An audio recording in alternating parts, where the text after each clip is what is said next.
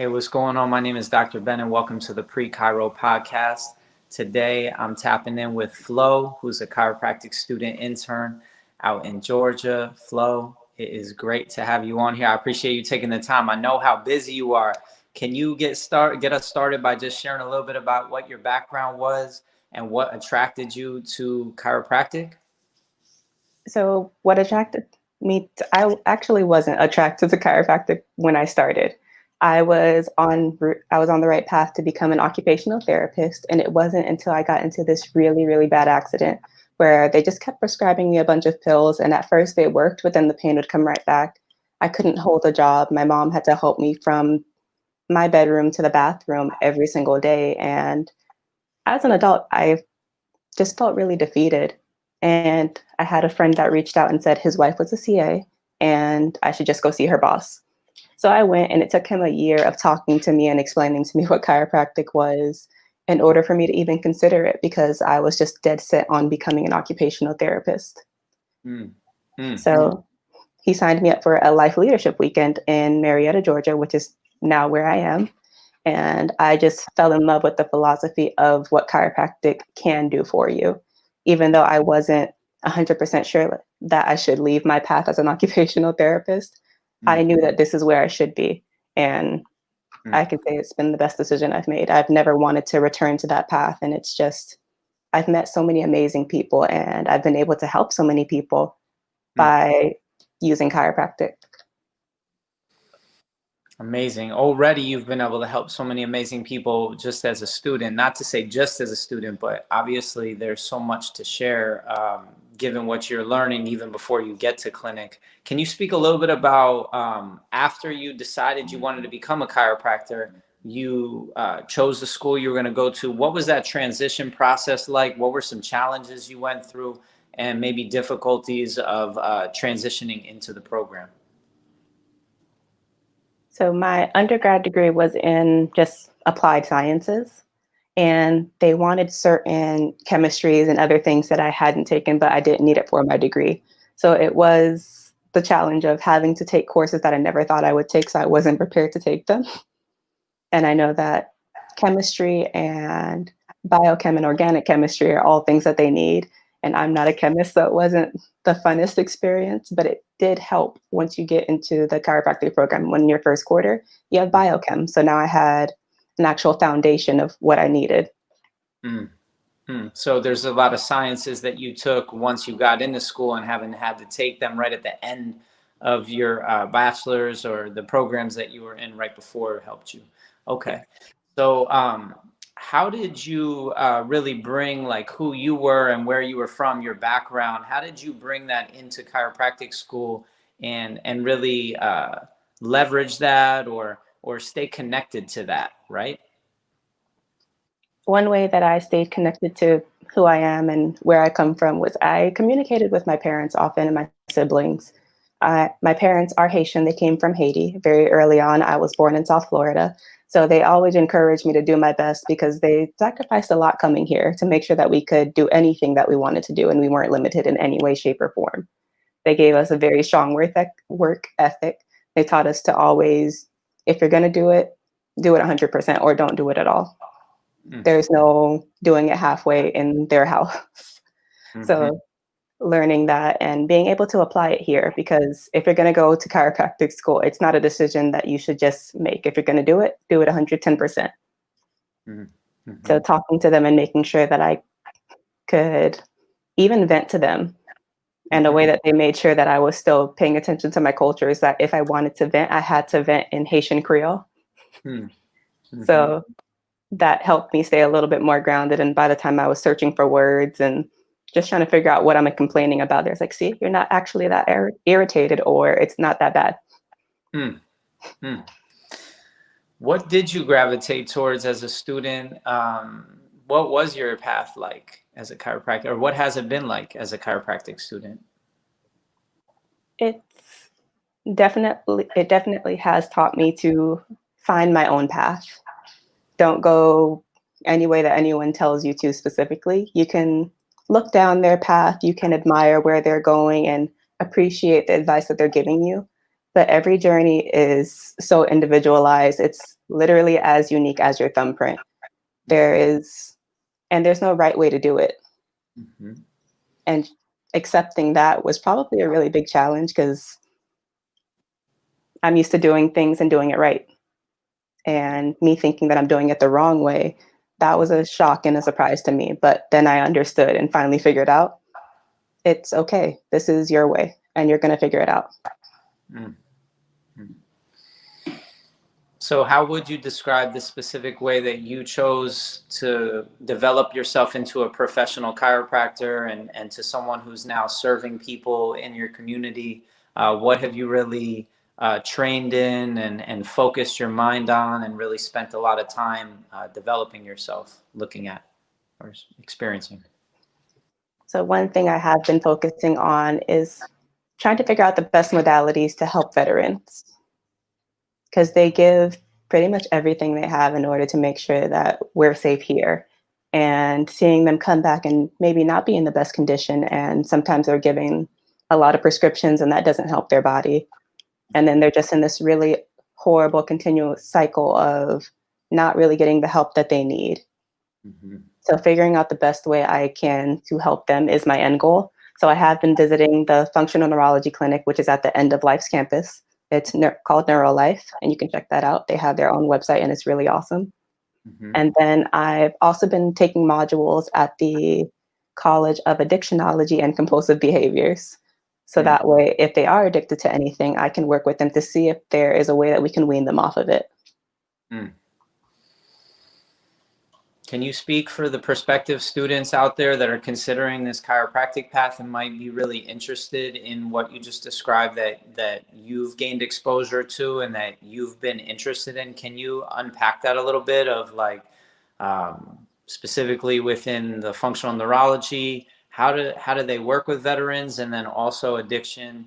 How does that show up clinically within the context of you being a chiropractor or just your personal interests in it as a chiropractic student?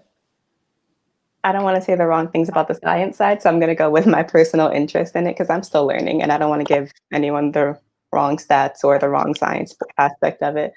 But I know that from the functional neurology side, I have a deep-seated personal passion and affinity towards it just because they've helped me so much because I've had 4 concussions. It was to the point where I couldn't focus in class. I really wanted to quit the program because everything hurt. Light hurt, blinking, walking to class, driving to class, and having to do all the assignments and look at the computer. It was just very overwhelming. Hmm. So I was finally able to get into the clinic and they saw me and they were able to tell me exactly what was going on. And Hmm. that's the first time somebody was able to pretty much look into my brain and look into my eyes and say, "You're not crazy. There's actually something going on in there and we can help you." Hmm. And then my brother, who is a vet, he's had a couple of concussions himself, and they've been even able to help him. So it has a special place in my heart because they've helped me and my family. Hmm. And I can say our lives definitely would not be the same and or where it is right now without their help. How do functional neurologists or chiropractors that are trained in functional neurology, what are some ways that they've been able to help you with the previous concussions? There's specific parts of your brain that are not functioning normally, or how do they help work with you? From my understanding, there was a certain part of my brain that wasn't responding every time I was trying to use it, or it would respond, but it would respond incorrectly. Mm. So if I was trying to walk in a straight line, I would actually walk towards the right. Or Mm. if I'm walking with my eyes closed, I would tip over. Anytime I close my eyes, I would tip over and I would only fall upstairs, which is, it sounds funny, but I would only fall walking up the stairs, never down. Mm. Hmm.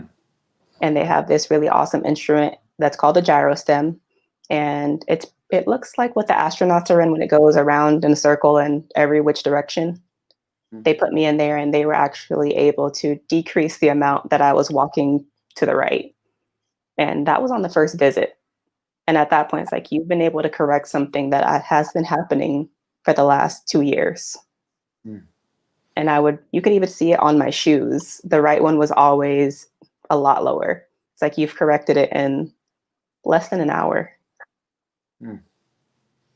So you And were attracted to something that helped you personally, you're saying, and you spent a lot of time. What was the timeline? You said that they helped you on that first visit. I'm sorry if I didn't let you finish just now, but can you keep elaborating, because this story is really interesting on sort of how you healed yourself, and also how you want to take that experience and share it with others. yes. Um, so also on that first visit, they gave me goggles. So they were able to see what my eyes were doing when I was trying to focus. And it turned out that my eyes were not able to focus left to right whatsoever. So after a lot of, they call them brain games, they're able to wire my brain and tell it that it should be going left to right. I can't exactly explain what the games were, or they call them games because they feel like games and you don't really know that they're just working with your brain. Hmm. And I was able to read for 30 minutes because before I would have to read in 10-minute increments, which would make it very tedious to do your work. So I was actually able to read almost 30 minutes straight without getting a headache or a migraine or having to turn off all the lights. Hmm. Also, another cool thing that happened was I have never been able to do a squat without falling. And by the fourth visit, I was able to do a normal squat without falling forward, backward, left, or right.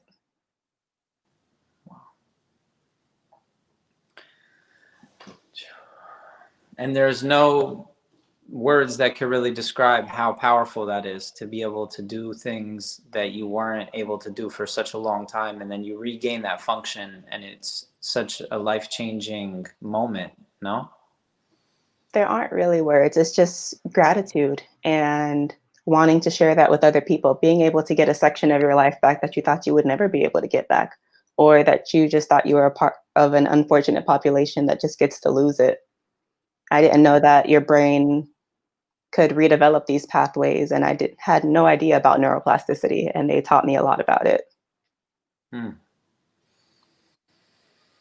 And then I know that at some point I will be able to use it with my parents Hmm. because they are on the older side. So knowing that I can help their brains and give them the best quality of life while they're here, that's something that I really do want to do. Hmm. What would you say to that high school or college student that is looking at the different options available to them? Why should they strongly consider chiropractic, um, as opposed to some of the other professions that are maybe a little bit more attractive as it's perceived in colleges and high schools, right? There's certain programs that are available where you can fast track yourself to nursing, or fast track yourself to physical therapy, or some sort of medical discipline. Why would they want to consider chiropractic? I feel as if chiropractic is the only profession where I can lead with my heart. I can genuinely help patients as much as I'd like to. I can talk with them more on appointment visits.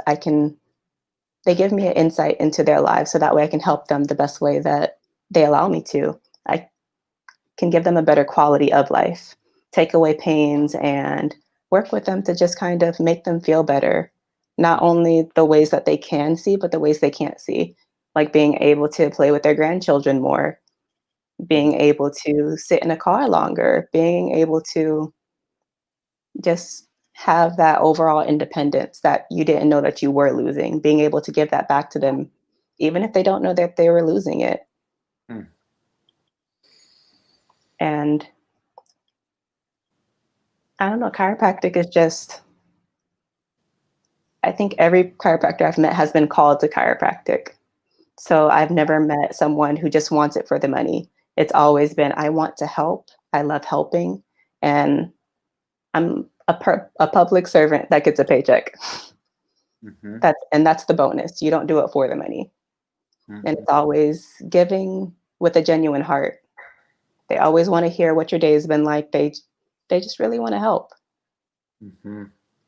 And you can pretty much set up shop anywhere you want. Hmm.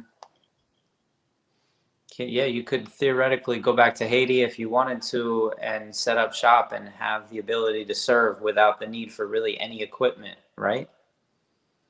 Virtually no equipment. You may want a table at some point in time, but there's certain adjustment styles that you don't even need a table for. Mm-hmm.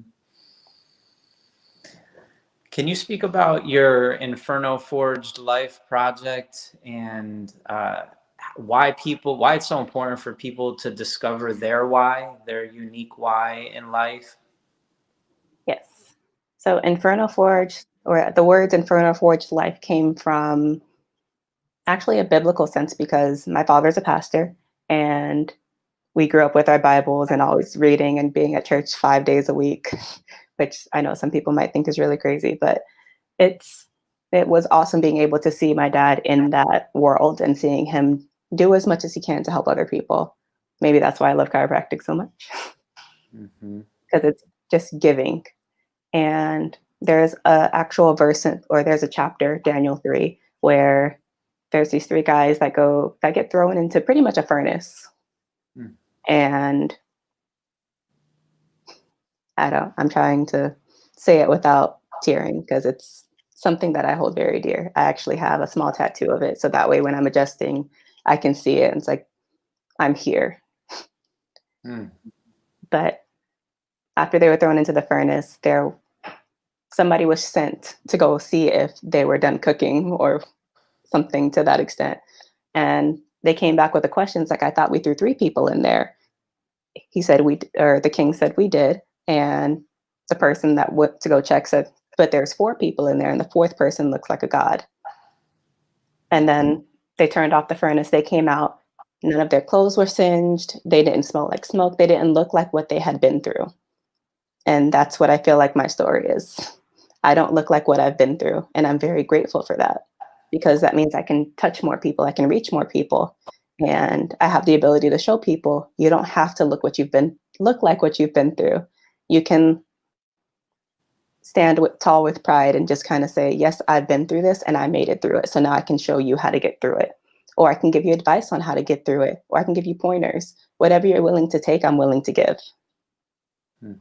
So that's why it's called Inferno Forge Life. And then I compared it to, or the wings on the logo are actually the wings of a phoenix.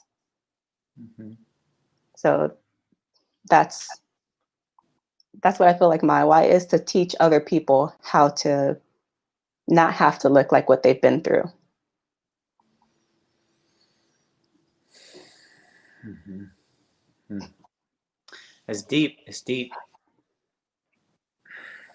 So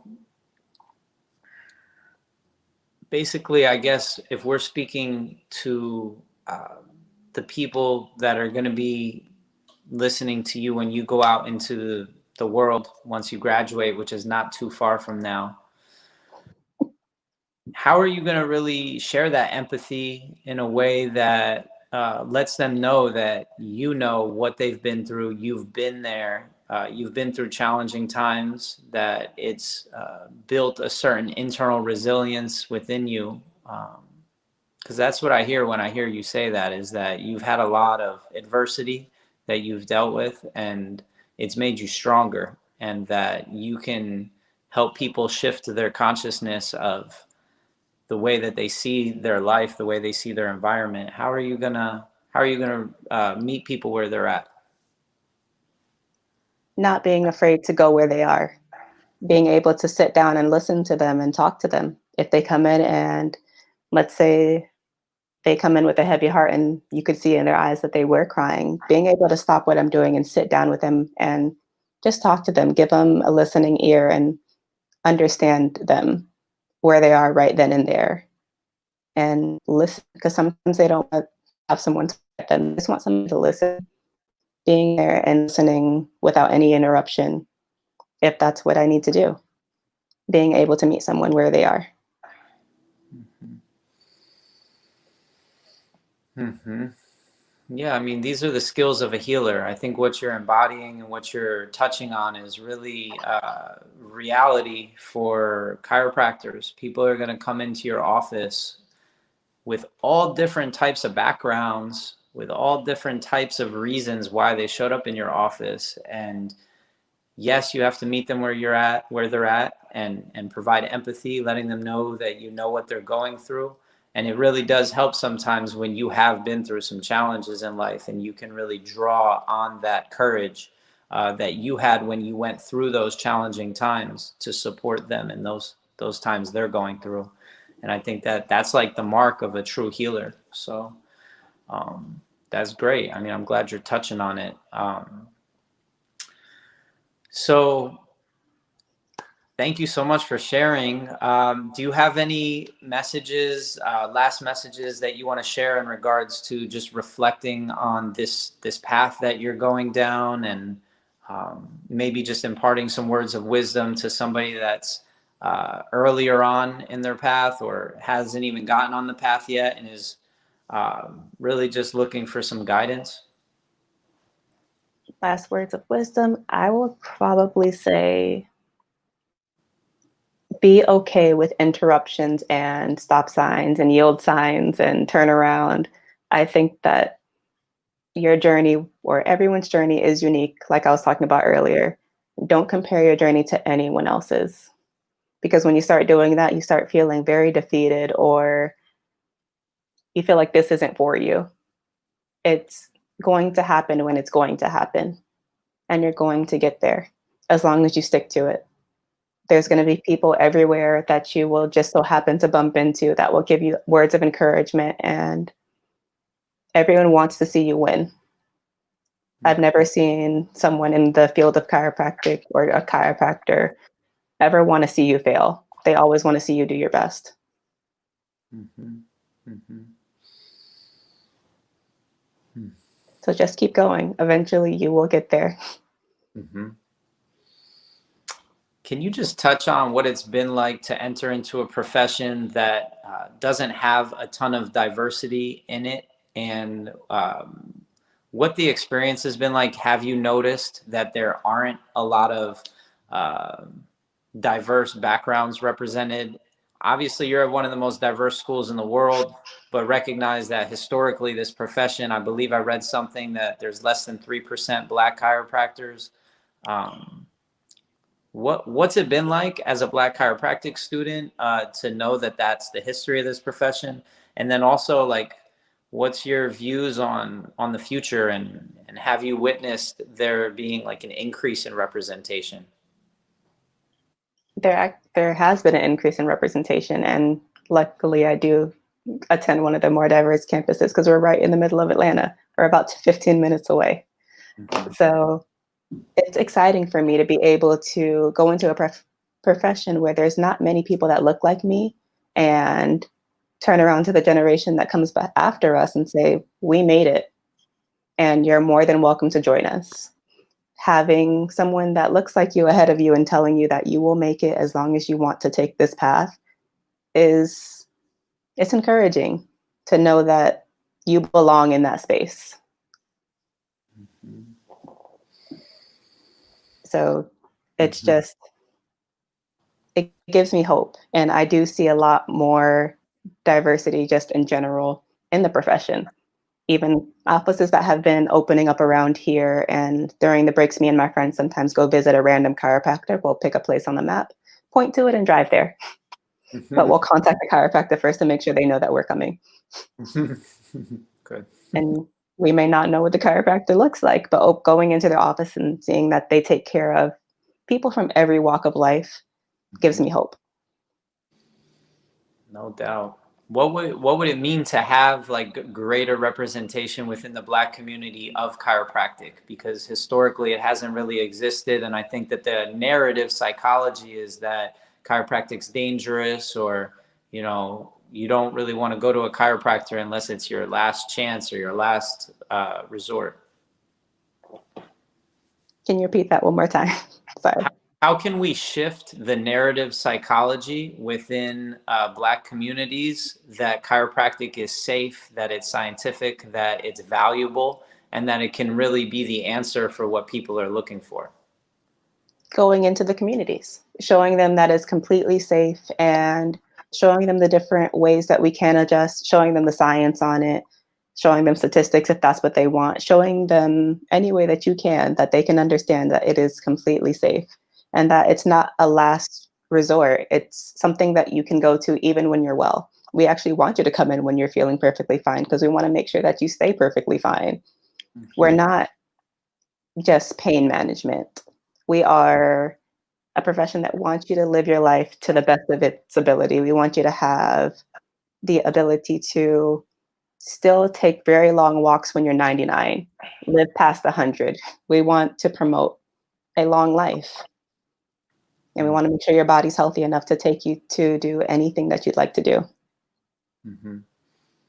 And just in regards to the values and the belief systems that are inherent within the churches that I believe are community centers and different maybe hair salons or barbershops, how is chiropractic really congruent with what these communities are already operating from, where they're coming from, and how they think? There are a lot of churches in the Black community. I'm trying to find the best way to word this. It's like we're taught very early in life to have faith and to trust in the people that can help you and that want what's best for you. Chiropractors definitely want what's best for you. And being able to show them physical results, so taking a picture before their adjustment and showing them what they look like and taking a picture maybe 3 weeks after they've been there consistently and showing them their improvement. Mm-hmm. And I would probably say just to the barbers and to the hairstylists, when you're doing this all the time, working on somebody's hair, showing them the difference in their posture, that's very powerful. Showing them that they were actually hunched over and they have been for a while. And now they're sitting up taller. They're able to do more. They're able to take care of more clients. They're able to do more things. Mm-hmm. Mm-hmm. And being able to show them that we can even take care of the children. Mm-hmm. Colicky babies that aren't necessarily crawling when they should be or not meeting milestones. We can help that too. Mm-hmm. That's a fact. Well, I want to thank you for sharing this really important message with our youth, with our people that are transitioning careers and entering into the chiropractic profession, and really resonate with your message because I believe it's a universal one.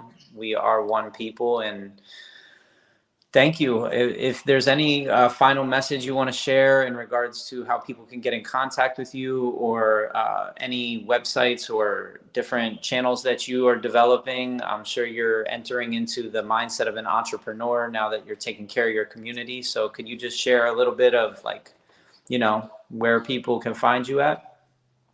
I would say that one of the easiest way to find me or get in contact with me is actually logging on to my website, www.infernoforgelife.org, and going on the contact or pressing the contact button or the just kind of viewing everything on there because I get a little code that says who logged on and when they logged on. So I'll check that pretty much every day or on the Instagram account, Inferno Forge Life. Cool. And I respond to all the messages in that inbox. Well, thank you. Thank you. It's Asha? Ashia. Ashia. Thank you Yes. so much. You're welcome. Thank you for inviting me. Absolutely.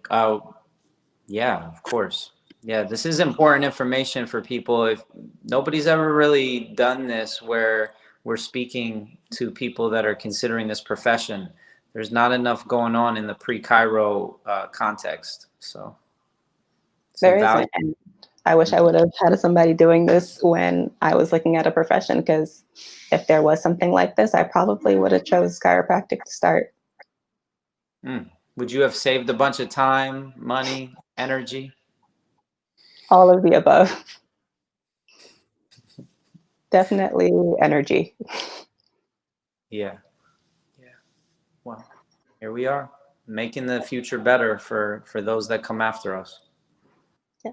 You never have to reinvent the wheel. Nope. Well, take some notes.